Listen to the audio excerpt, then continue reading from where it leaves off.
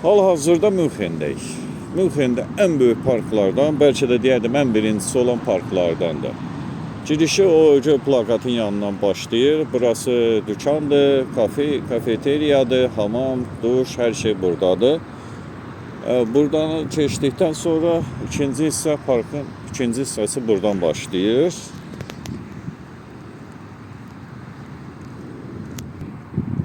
Bu parkın ikinci hissəsidir.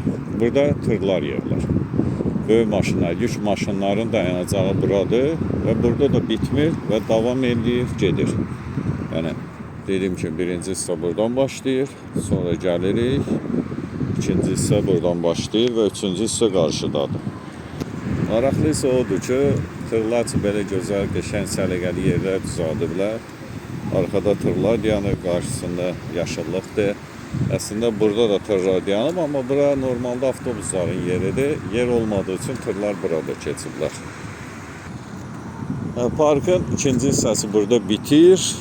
Burada parkın ikinci hissəsi bitir. Yük avtomobillərin dayanacağıdır və buradan parkın üçüncü hissəsi başlayır.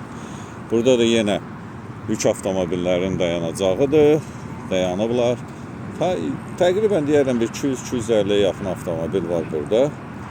Bugün bazar günüdür, istirahət günüdür. Onun üçün hamı dayanır. Akşam saat 10'dan sonra qadağa bitdikdən sonra bir çox maşınlar yola çıxacaqlar.